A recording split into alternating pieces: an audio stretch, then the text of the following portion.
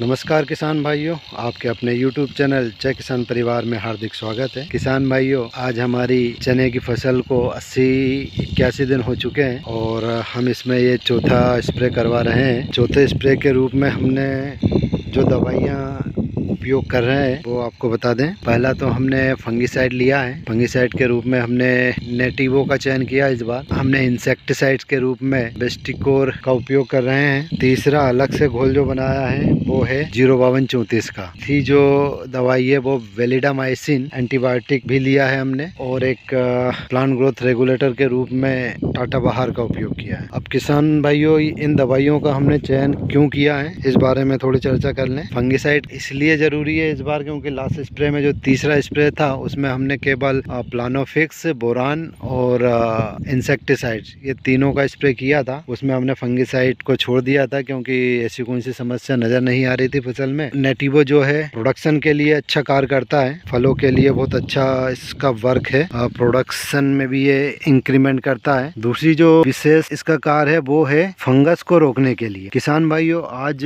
चने की फसल को लगभग 80 दिन हो चुके हैं और यही वो समय है कि जब हमारी फसल फूल से फल में कन्वर्ट होती है और साथ साथ ठंड का असर कम होता है और टेम्परेचर तेजी से बढ़ता है। अब आने वाले समय में टेम्परेचर बहुत तेजी से बढ़ेगा, जिसके कारण क्या होगा कि फंगस का अटैक बहुत तेजी से होगा, क्योंकि फसल की सघनता काफी हो चुकी है, हाइट काफी हो चुकी है। इसके कारण हवा और सूर्य की रोशनी का जमीन की सतह तक पहुंचना बहुत कम हो जाएगा। इस वजह से जमीन में जो नमी है उसके कारण फंगस बहुत तेजी से इंक्रीज होता है और ये हमारी फसल पे कहीं न कहीं किसी रूप में अटैक करता है। इस समय मुख्य रूप से जो अटैक होता है वो कॉलर रोड या जिससे विल्ट भी कहा जाता है, और जिसमें पौधे पीले पड़ने लगते हैं और धीरे धीरे वो नष्ट हो जाते हैं। तो ये एक बहुत बड़ी समस्या है जो कि धीरे धीरे काफी फसल को नष्ट करता है और कहीं ना कहीं फाइनली हमारे प्रोडक्शन को भी कम करता है। यदि किसी भी समस्या के शुरुआती लक्षण देखकर ही हम उपचार कर लें, उसके रोकथाम का उपाय करें, तो इससे फसल को काफी नुकसान होने से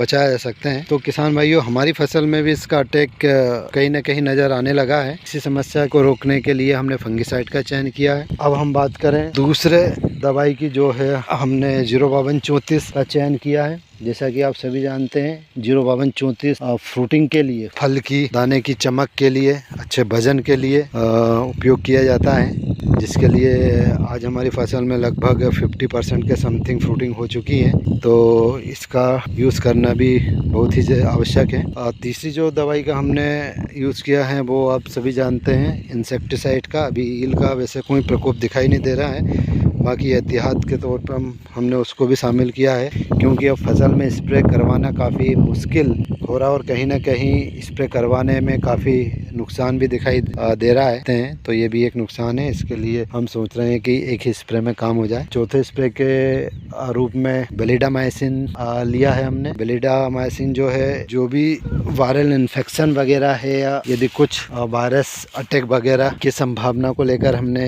इसका भी यूज़ किया है। और आखिरी का जो प्रोडक्ट है वो टाटा बहार है, प्लांट ग्रोथ रेगुलेटर। ये भी एक अच्छा प्लांट ग्रोथ रेगुलेटर है। इसका चयन हमने इसलिए किया है ताकि जो अंतिम रूप में फ्लावरिंग आ रही है या आ चुकी है, जिसे अभी फ्रूटिंग में कन्वर्ट होने में थोड़ा टाइम लगेगा, और जब ये फ्रूटिंग की ओर जाएगा तब टेम्परेचर भी बढ़ेगा। जब टेम्परेचर बढ़ेगा, जमीन में नमी कम होगी, तो कहीं ना कहीं फूल पर स्ट्रेस पड़ेगी। हो सकता फूल गिर जाए या फूल कन्वर्ट होने के बाद जो चिरपोट बैठेगी वो प्रॉपर तरीके से ना आ पाए। तो इसी को ध्यान में रखकर हमने इसका चयन किया है। तो ओवरऑल इन सभी का कॉम्बिनेशन करके हमने ये स्प्रे प्लान किया है। तो किसान भाइयों, यही सारी जानकारियाँ थी। आपको वीडियो और जानकारियाँ पसंद आई होगी तो किसान भाइयों, चैनल को लाइक और सब्सक्राइब अवश्य कर दें, ताकि हम और भी ज़्यादा महत्वपूर्ण और अच्छी जानकारियाँ लेकर वीडियो बनाएं।